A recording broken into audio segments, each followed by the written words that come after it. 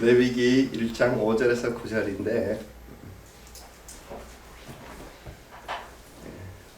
앞에 화면을 보시면 될 것 같습니다.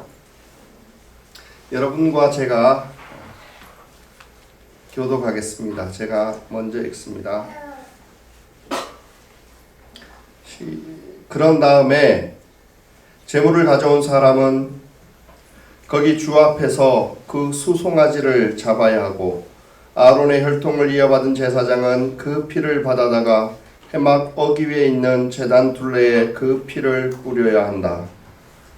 제물을 가져온 사람이 그 번제물의 가죽을 벗기고 고기를 저며 놓으면 아론의 혈통을 이어받은 제사장들이 제단 위에 불을 피우고 그 불 위에 장작을 지피고 아론의 혈통을 이어받은 제사장들이 고기 저는 것과 그 머리와 기름기를 제단에서 불타는 장작 위에 버려 놓아야 한다. 제물을 가져온 사람이 내장과 다리를 물에 씻어주면 제사장은 그것을 모두 제단 위에다 놓고 불살라야 한다. 이것이 번제인데 이는 제물을 불에 태워서 그 향기로 나 주를 기쁘게 하는 살라 바치는 제사이다.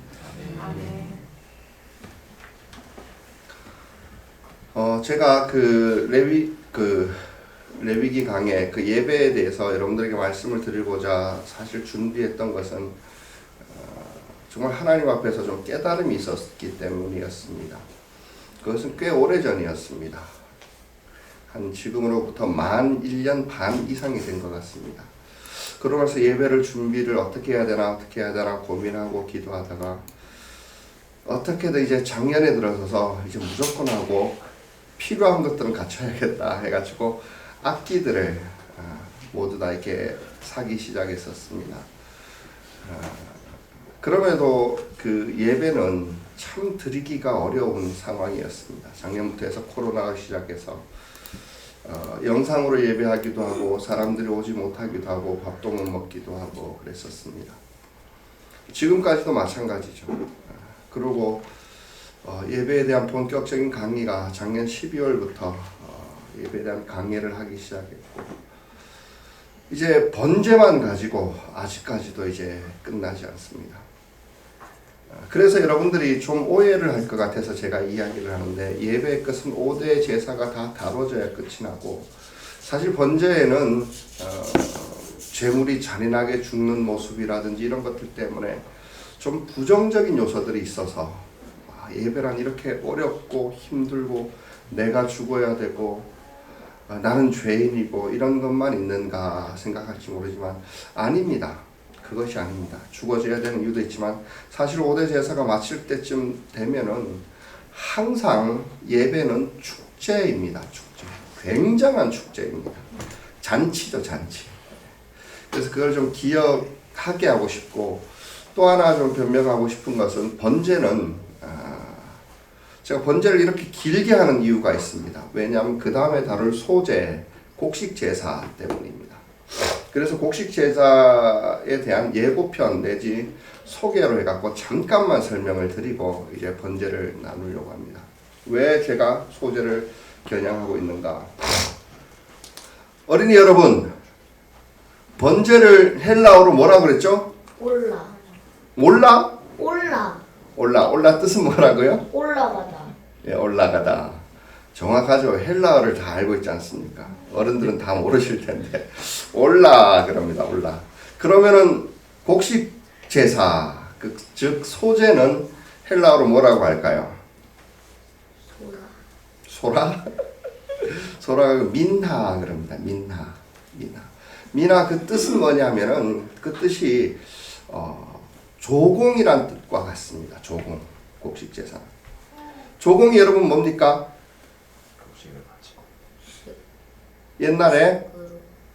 옛날에 조공을 바친다는 게 뭐예요? 큰 나라의 위대한 왕에게 이웃 나라에서 조공을 갖다 바치는. 그리고 혹은 막 선물 뭐 이렇게 해도 되고 조공인데 사실 이것은 그 왕에 대한 봉사와 섬김의 의미가 굉장히 강합니다. 그래서 제가 소재를 겨냥하고 있었고 소재 때문에 번제를 길게 하는 이유는 뭐 길게도 얼마든지 더 길게 하겠다 싶습니다. 계속해서 주제가 나오고 생각하면 생각할수록 이게 보통이 아니구나. 제가 생각했던 것보다 더 깊이 들어간다 싶었는데 소재 때 그런 겨냥했던 이유는 뭐냐면 그 자체가 우리가 섬김과 봉사 그리고 더 정확하게 말하면 노역입니다. 노역. 조공이기 때문에. 근데 거기에는 정말로 광고와 같은 설교를 하고 싶다 그렇게 생각을 했습니다. 잘 될지 모르겠지만 우리가 하나님 앞에서 어떠한 일을 하든지 쉽게 말하면 우리가 지금 하고 있는 밥을 하는 거라든지 기타 치는 거, 뭐 드럼 하는 거, 여기 와서 신발 정리를 하거나 주보를 걷고 나눠주고 또 VIP가 왔을 때 그분들을 섬기는 이런 모든 것들이 하나님께서는 예배다라고 이야기를 하고 있다라는 겁니다. 그래서 그걸 정말로 광고와 같은, 우린 또 늘 말하지만은 예배는 실천적이라 해야 되지 않습니까? 그것을 겨냥하기 위해서인데, 그래서 코로나가 좀 잠잠해질 때까지 기다리고 어디까지 되나 보자고 번제를 길게 하고 있는데, 뭐 또 4차 대유행 이런 얘기가 있기는 하더라고요. 어쨌든 가봐야 됩니다. 그리고 제가 마음에 소원하는 것은 이 5대 제사가 맞춰질 때쯤에는 우리가 정말로 축제라는 그 분위기에, 축제에 참석하는, 잔치자리에 오는 마음으로 예배에 하나둘 오고 초청이 되어지고 정말 기쁨과 한호와 즐거움이 있는 그런 예배가 되었으면 좋겠다, 그런 생각을 해봅니다. 계속해서 오늘 번제에 대해서 이제 강의를 해 나갑니다. 번제 오늘 제목은 뭡니까? 여기서 성화라는 게 무슨 뜻일까요? 성화의 과정이다. 그런데 성화라는 게 무슨 뜻일까요? 거룩하게 변화되어 간다라는 뜻입니다. 여러분, 성화의 과정이 구원받는 과정인 거 아시죠? 구원에 혹시 뭐 신학 용어를 하면은 칭의의 구원, 성화의 구원, 영화의 구원. 그런데 한마디로 말하면은 성화의 구원을 받지 못하면은 여러분 천국에 못 갑니다. 천국에 못 갑니다.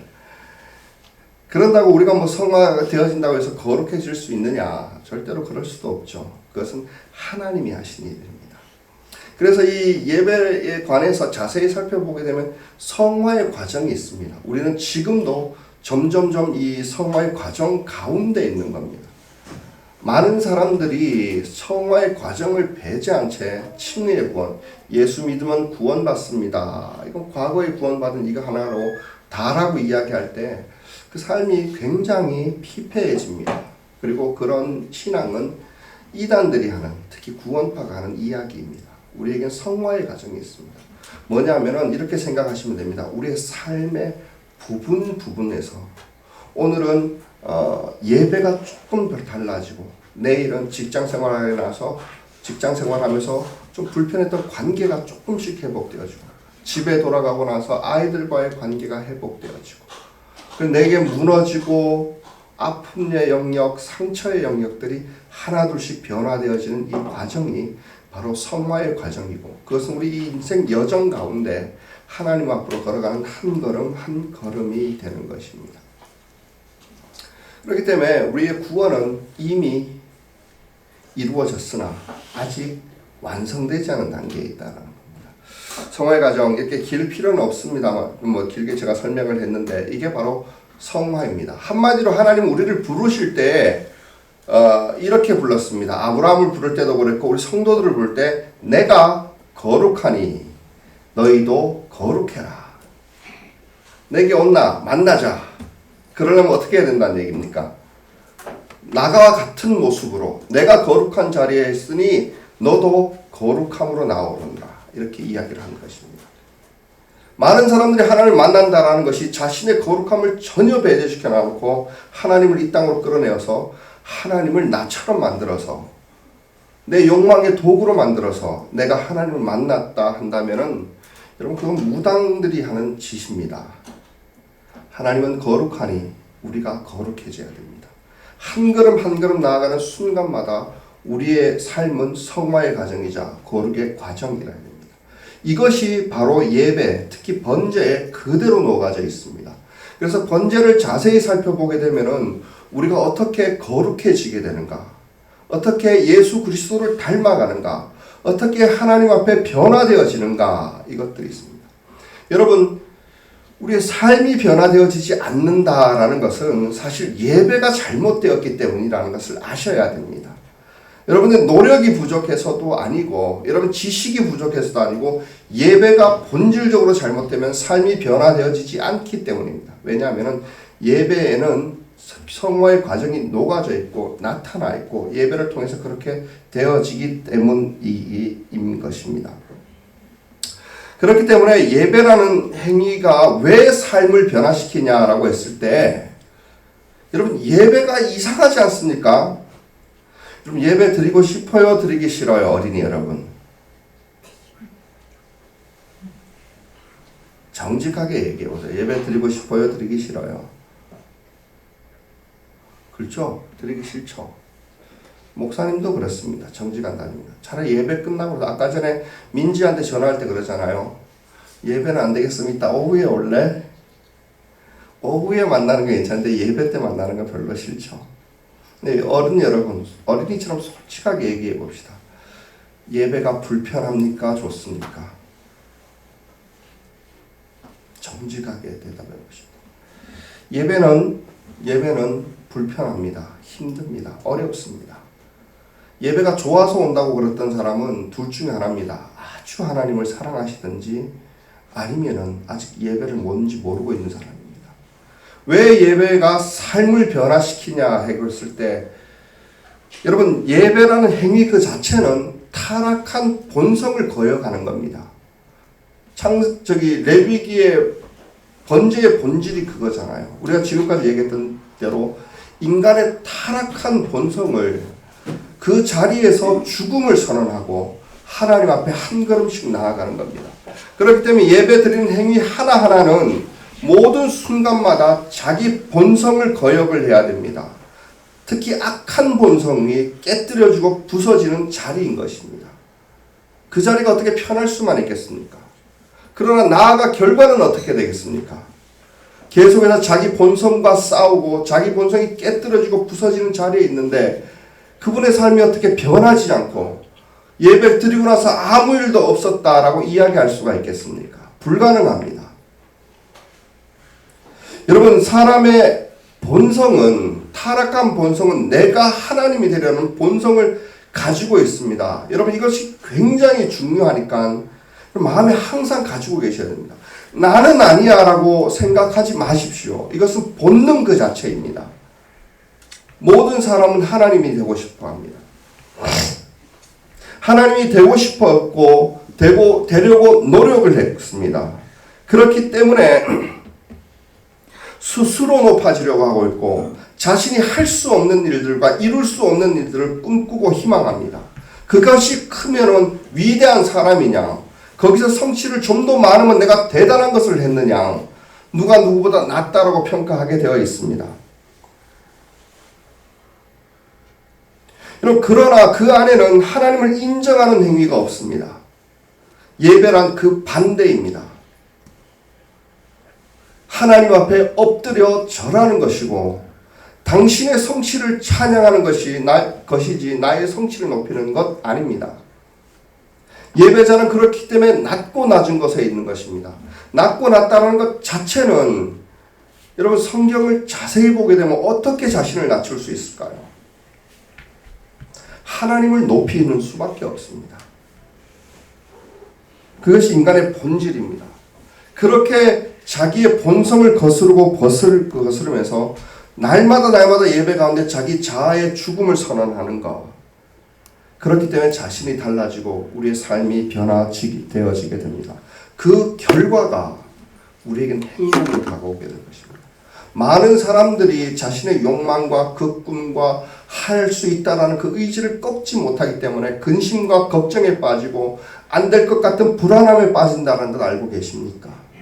예배는 그 모든 것을 꺾어내는 것입니다. 그렇기 때문에 예배는 삶을 변화시키고 우리에게 행복을 가져다 주고 축제가 되는 예배가 될 수밖에 없습니다. 그렇다면 이 성화의 과정이 이 번제 가운데 어떻게 나타나는지를 한번 살펴보도록 하겠습니다. 여러분, 사람이 어떻게 변화될 수 있습니까?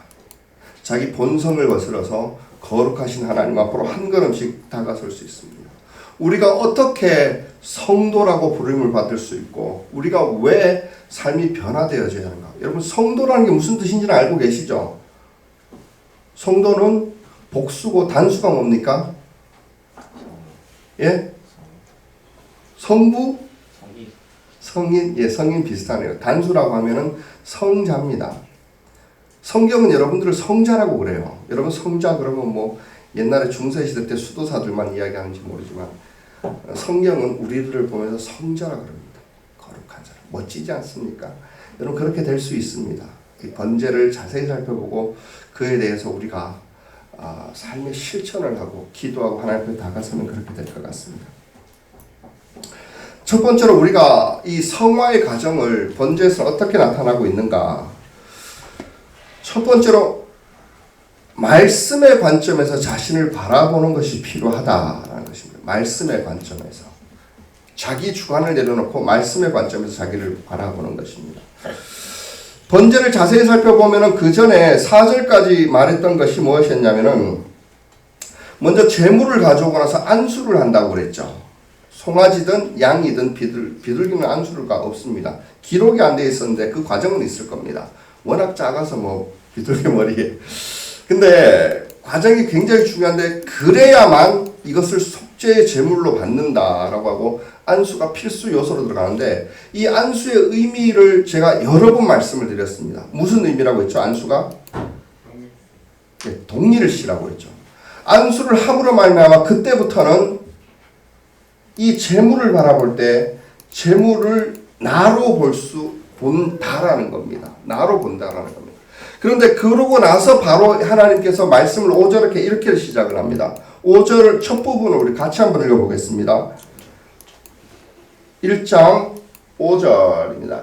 자, 시작. 제물을 가져온 사람은 번제물에 아니다. 5절. 다시 죄송합니다. 시작.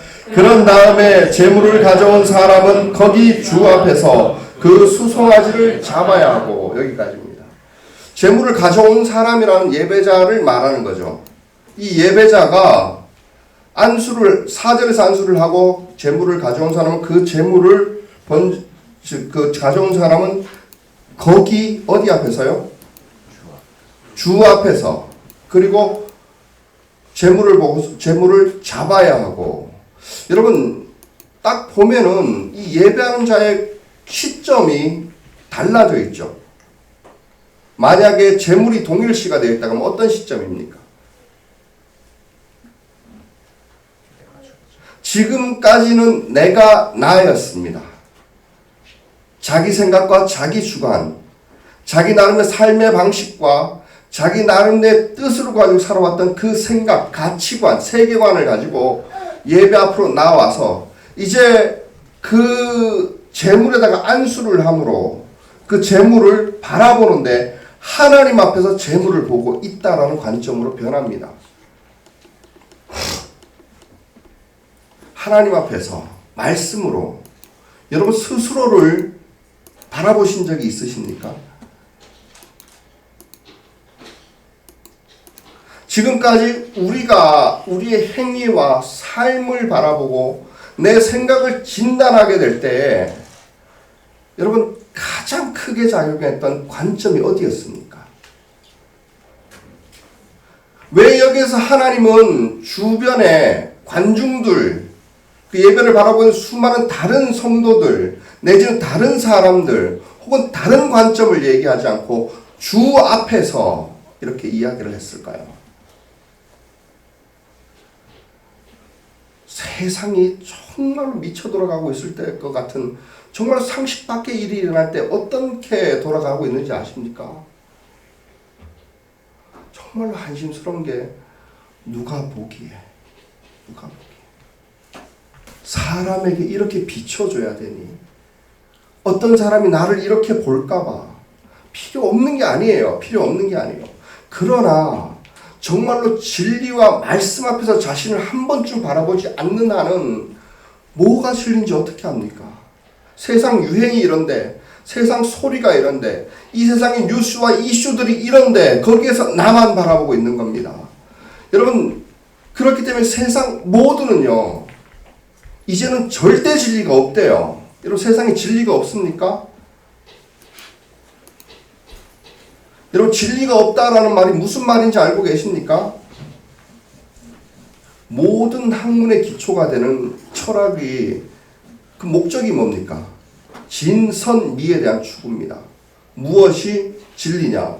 무엇이 선한 거냐? 무엇이 아름다운 거냐? 이게 없대요. 공부 뭐 하려고 합니까? 예? 내가 모르면 없는 겁니까? 다른 사람이 모르는 건 없는 겁니까? 자기 안에 갇힌다라면 아무도 자신을 발견하지 몰라요. 그런데 여러분, 예배하는 가정 가운데 찬양의 가사를 생각해 보면서 그 가사가 나를 비추도록 해보십시오. 기도 가운데 성령께서 나를 어떻게 감동하시는지 그 감동 안에 나를 비추도록 해보십시오. 여러분, 그게 잘 안 되면 조용한 시간 골방에서라도 성경을 바라보면서 짧은 구절이라도 그 말씀이 나를 어떻게 평가하고 있는지, 이제 자기 주관과 자기 가치관에서 벗어나 말씀이 나를 어떻게 보는지, 말씀이 나를 어떻게 판단하는지 이걸 보라라는 겁니다.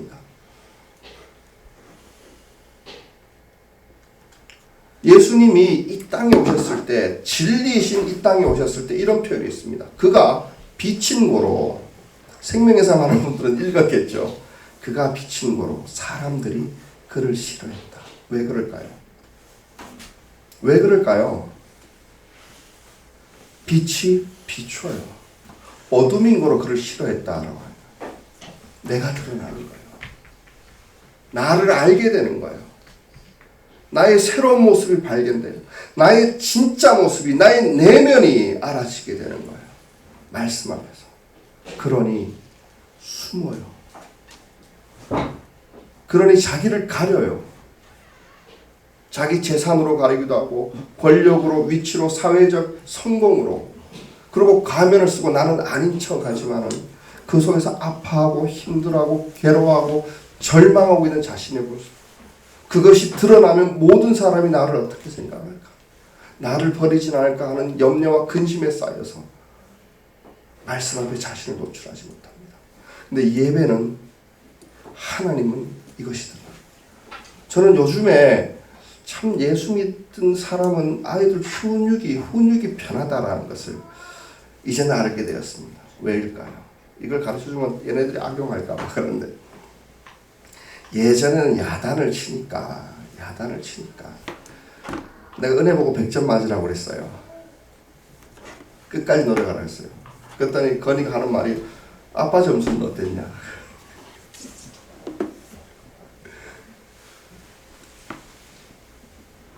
그때 저는 어떻게 했을까요? 난 100점 못 맞았다. 그러나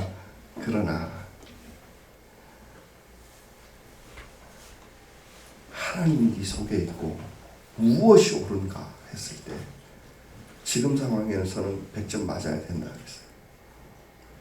참 편해요. 네 마음에 말씀이, 하나님이 뭐라고 말씀하시는, 이것만 전부 아닙니까? 이것이 자신을 비추는 게 아닙니까? 여러분, 예배 때 은혜 받았다라는 것에서, 여러분, 그 전에 자기가 이렇게 환히 드러나고 자기를 투명하게 바라보고 자기 어쩌면 수치와 아픔과 고통이 드러나는 이 과정이 없다라면, 여러분, 예배 끝나고 나서 그럼 무슨 치유가 있겠으며 무슨 변화가 있겠습니까? 어디로 어떻게 가야 될지 길도 모르는데 열심히 달렸다고만 이야기를 하는 것 같아요. 주 앞에서 동일시된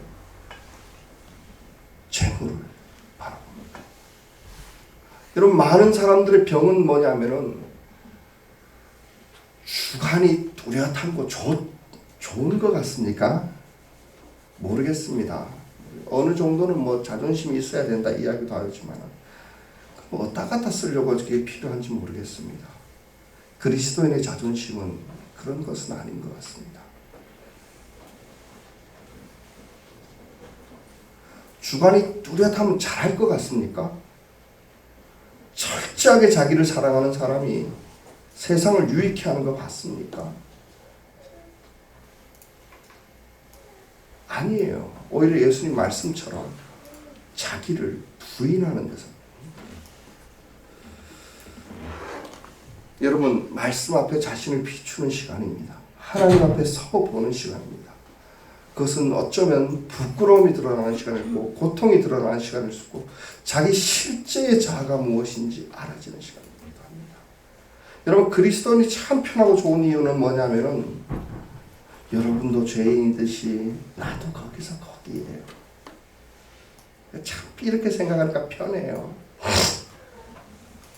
사람들의 실수와 연약함들이 그렇게 놀랍지 않아요. 근데 그게 예전에 받아들여지지 않았을 때는 저 사람 사랑하기 때문이라고 생각하고 저 사람을 바꿔야 되기 때문에 생각하고 받아주지를 못하겠단 거예요. 아픈 거예요. 저는 생각을 계속해 봤습니다. 그냥 내가 객관적으로 평가이니 교만한다라고 물리치지 마시고 들어주시기 바랍니다. 예전보다 사람들에게 너그러운 것 같습니다. 왜 그렇게 됐을까 생각했을 때 저는 지금도 한 수년이 되는 것 같습니다. 예수기도라는 기도를 계속했습니다. 이것은 예수기도라는 것이 뭐 예수님이 한 기도 이런 게 아니라 초대교회, 거의 신약 시절부터 수도사들이 광야로 들어가서 했던 저 입에서 입으로 전해졌던 기도 내용입니다. 여러분들도 가능합니다. 한번 간단하기 때문에 따라해 보십시오. 그 기도가 뭐였냐면은 주 예수 그리스도 하나님의 아들이시여 이 죄인을 긍휼히 여겨 주십시오. 내지는 이 죄인에게 자비를 베풀어 주십시오. 예수님에게 한 기도입니다. 수많은 사람들이 예수님을 만날 때 예수님께 드렸던 기도예요.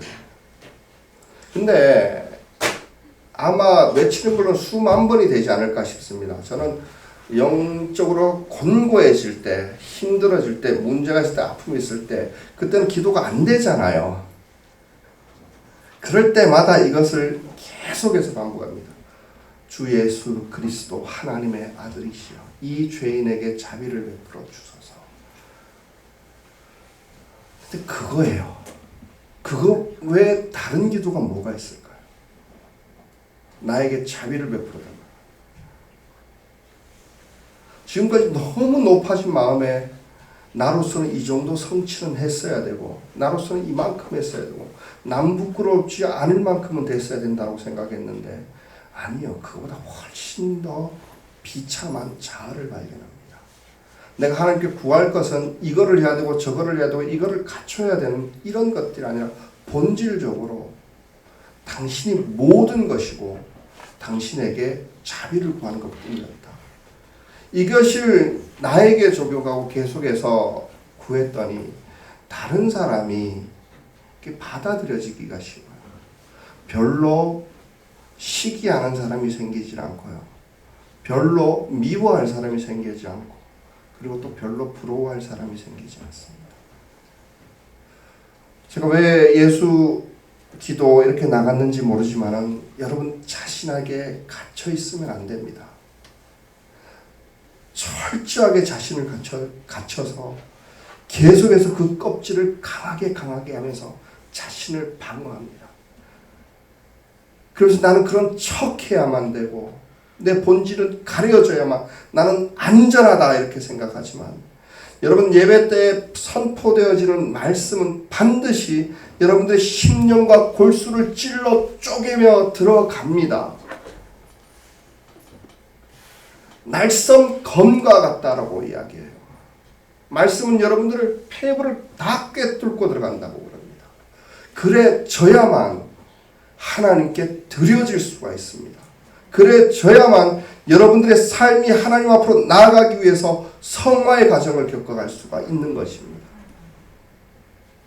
두 번째로 나오는 것은 성화의 과정 가운데 첫 번째로 말씀 앞에 나를 두 번째가 아니죠. 주 앞에서 비추고 그 다음에 나오는 단어가 뭘까요? 5절에 보면은 제가 오늘 길게 하려다가 좀 짧게 하려고 그럽니다. 5절 다시 읽어보겠습니다. 그런 다음에 재물을 가져온 사람은 거기 주 앞에서 그 송아지를 잡아야 하고, 여기서 잡는다라는 게 뭔 말일까요? 꽁지 하나 꼭 붙잡으면 되는 거예요? 예? 예. 여기서 잡는 것은 죽이는 걸 이야기합니다. 죽이는 걸 이야기합니다. 몽둥이로 때리는 정도가 아니에요. 몽둥이를 떼서 기절시키는 게 아니에요. 잡는다 해서 꼭 끌어안는 이런 것들이 아니에요. 잡는다라는 것은 죽인다라는 겁니다. 누구를 죽이는 겁니까, 그럼? 예? 송아지를 죽이는 겁니까? 아직도요? 아직도 송아지를 죽입니까?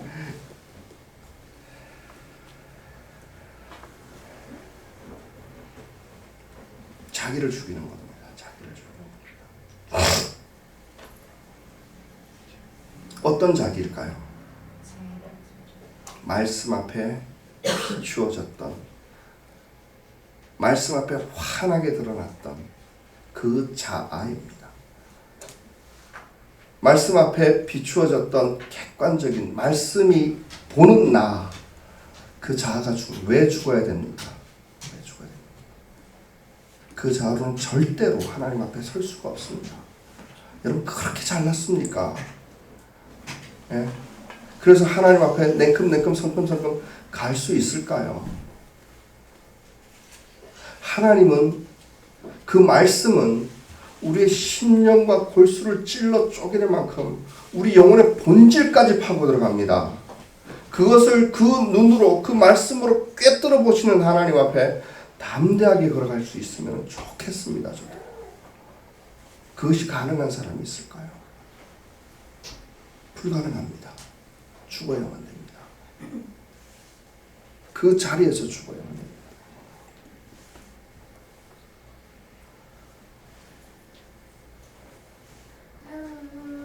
그럼 여기서 가만히 생각해 보십시오. 제가 입고 있는 게, 여러분들이 입고 있는 게 있는데, 여긴 기록되지 않았으나 언제나 검이 여러분들의 손에 들려 있어야 된다. 검을 에베소서에서 이렇게 우리가 강의하면서 배웠을 겁니다. 검이, 성경에서 이 검은 항상 뭘 뜻할까요? 특히 신약 성경에서 예? 말씀을 뜻하고 있습니다. 왜 이 사람들이 항상 하나님의 성경을 가지고, 말씀을 가지고 검이라고 표현을 했을까요? 번제 때문에 그렇습니다. 번제 때문에, 제사 때문에 그렇습니다. 히브리서 4장 12절에는 이런 말이 있습니다.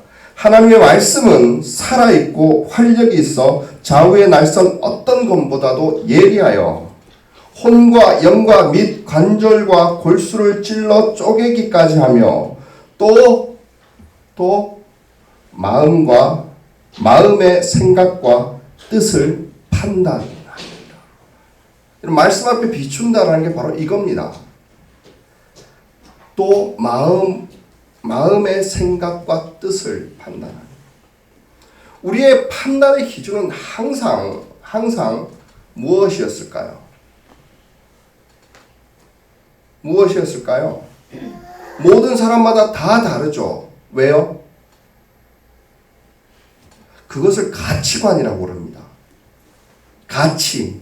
내가 매겨놓은 가치에 따라서 무엇이 중요한지 중요하지 않은지, 뭔지가 내게 유익이 되는지 아닌지, 어떤 사람은 그 가치관이 돈이 최고이고, 어떤 사람은 가치관이 자식이 최고이고, 어떤 사람은 가치관이 어떤 가식으로 만들어진 헛된 자아가 최고입니다. 그곳으로 판단하는 거예요.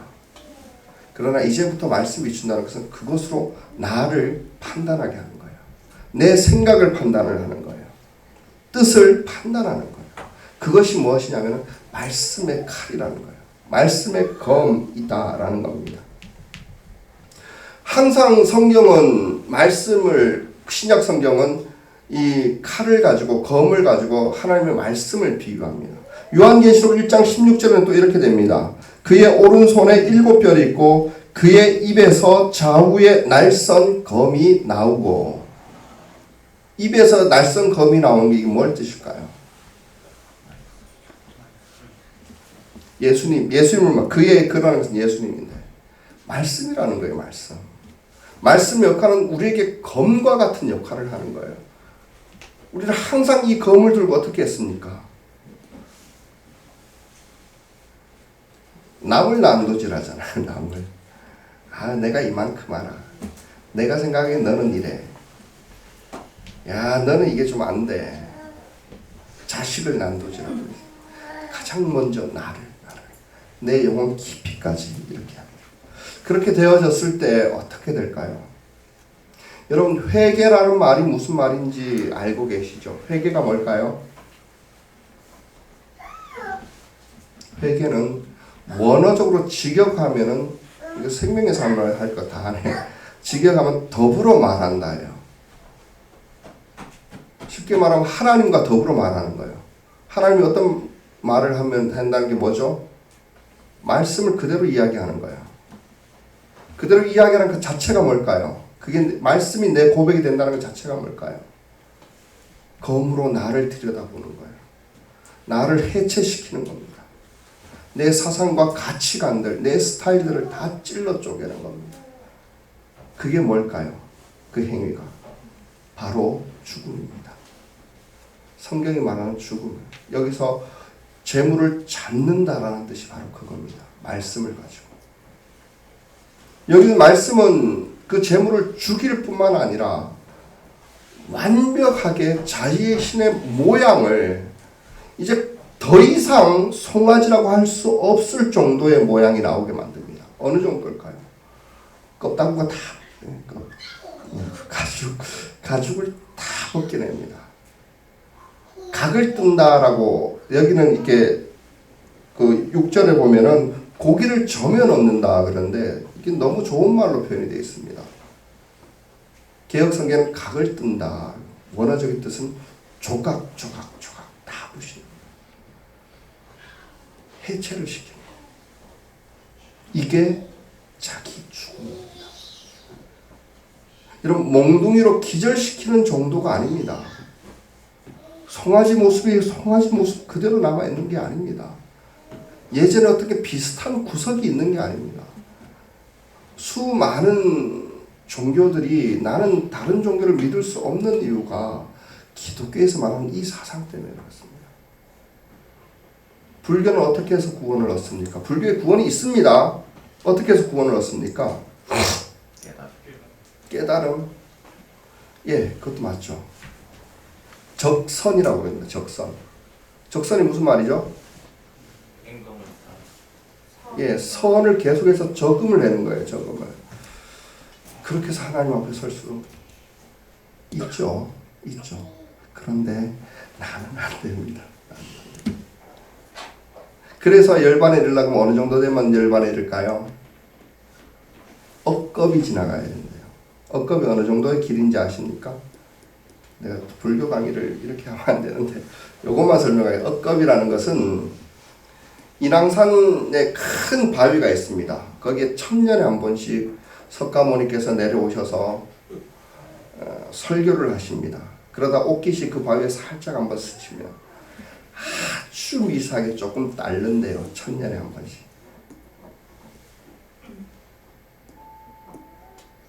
그게 다 달아지는 게 한 겁이에요. 그리고 그것이 1억 번이 반복되어져요. 그 기간 동안 적선을 열심히 적선을 했을 때 해탈에 이릅니다. 아니 나는 뭐 거기까지도 갈 거 없습니다. 이슬람에서 말하는 것은 이슬람에서도 이 적선을 얘기합니다. 천국에 가면은 저울을 알라가 해놔놓고 선과 악을 저울에 달아요. 선이 적선한 그 선이 조금이라도 더 많으면은 천국으로 가요. 조금이라도 악이 많으면 지옥으로 가요. 저는 불가능할 것 같습니다. 나는 그래서 믿을래야 믿을 수가 없습니다. 이것이 다 무엇을 얘기하냐면은 세상에 어떤 종교이건 도덕이건 간에 여러분 자아를 그대로 두고 그것을 개발해라라고 얘기합니다. 자아를 그대로 두고 거기서 발전해라라고 합니다. 자아를 그대로 두고 거기서 노력해서 더 성숙해라라고 이야기합니다. 근데 우리가 믿는 예수 그리스도는 그것이 아니라 죽었다라는 겁니다. 죽어야 된다라는 겁니다. 그래서 우리가 섬기는 예수님은 십자가에 돌아가신 분이었습니다. 나에게 사형 선고를 내리는 겁니다. 내가 죽었다라는 겁니다. 그러고 나서 우리에게 있는 성숙과 발전이란 자아를 그대로 둔 세가 아니라 새로운 창조라고 이야기를 하고 있어요. 여러분 여기서 우리가 송아지를 잡는다라고 할 때 가차없이 단칼에 확 죽여야 됩니다. 고통을 줄 만큼이 아니에요. 기절시킬 만큼이 아니에요. 완벽히 죽여야 됩니다. 그럴수록 쉽습니다. 그럴수록 위대하신 예수 그리스도의 권능이 거기에서 시작됩니다.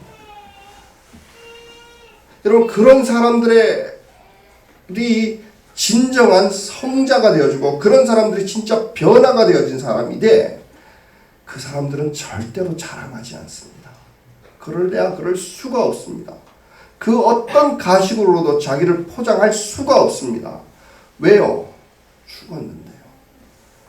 내가 이만큼 했다고 할 수 있을까요?